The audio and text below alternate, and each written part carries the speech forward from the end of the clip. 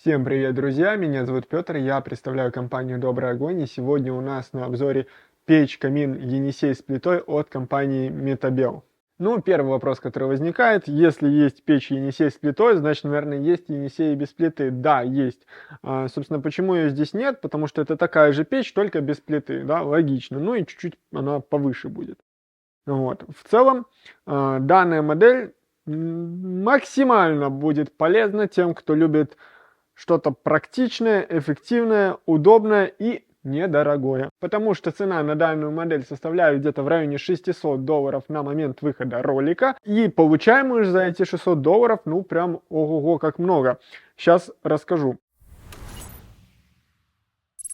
Значит, первое, да, то, что мы говорим, плита. Естественно, если Енисей с плитой, значит, есть плита. Их здесь сразу аж две. К тому же, если дымоход вы подводите сзади, а не сверху, а здесь вы можете выбрать.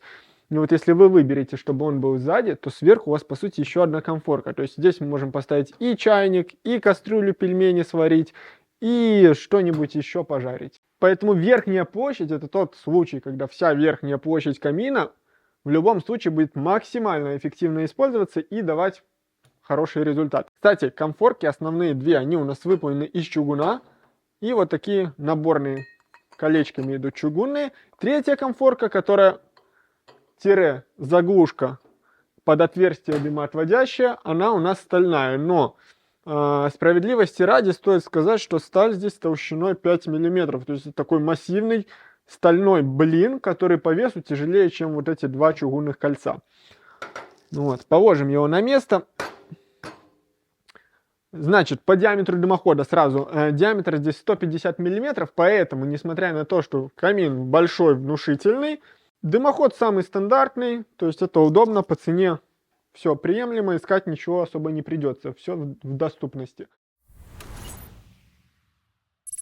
Далее вы можете видеть кучу регулировок поверху, здесь одна, вторая, третья и четвертая. Они вас могут поначалу испугать, но бояться не нужно. Почему? Потому что все эти притоки воздуха, регулировки, отвечают напрямую за то, чтобы стекла у вас были чистые. А значит, в процессе эксплуатации держать их лучше всегда открытыми или полуоткрытыми. То есть вам здесь не надо стоять как с какой-то сложной техникой. Либо полностью открыли, либо наполовину открыли, полностью лучше никогда не закрывать в процессе работы, и все. Опять же, форма у него достаточно интересная, то есть сделан таким образом, чтобы угол обзора был максимально большой. И в принципе он сам по себе имеет внушительные размеры. Если я возьму рулетку, то ширина здесь, ну габаритная, самая большая, естественно, составит 83 сантиметра, что немало. И, конечно же, это плюсом сказывается сразу на длине дров, которая в данном случае, сейчас мы с вами сразу и проверим. В общем, максимально сюда можно впихнуть 60 сантиметров. Вот. То есть это больше среднего размера, а значит удобно, меньше нужно там заниматься тем, чтобы напилить, найти, собрать. Вот хорошие большие поленья. И горят дольше, и возни с ними меньше. Если мы соберем это до кучи, он у нас широкий. Это напрямую влияет на размер дров. У нас большие дрова, больше среднего. И сделан он при этом таким образом, чтобы это не просто была широкая тумба, а максимально увеличен угол обзора пламени. Для чего он идеально подойдет даже для больших помещений, то есть на огонь можно смотреть не только сидя напротив, но и сидя сбоку будет все видно. И больше, максимально большое количество людей за счет этой формы может вечером сесть и смотреть на то, как там горят дровишки. Мощность при всем этом у нас составляет 11 киловатт. Значит, отапливать он может плюс-минус до 110 метров квадратных, что немало. При этом, опять же, если мы затрагиваем вопрос практичности, снизу у нас предусмотрена ниша. Ниша сделана таким образом, что в процессе эксплуатации температура там всегда будет такая же, как и комнатная температура. А это значит, что там вы можете расположить какие-то аксессуары для камина. И вот здесь снизу мы можем видеть такую элегантную ручку.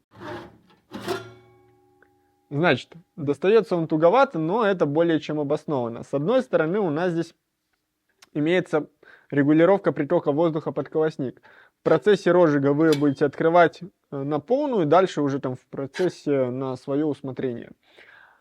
Поэтому здесь проложен керамический шнур, здесь нужно тугое закрытие, чтобы исключить излишки попадания воздуха неконтролируемого в камеру сгорания. Второе, Ящик очень большой.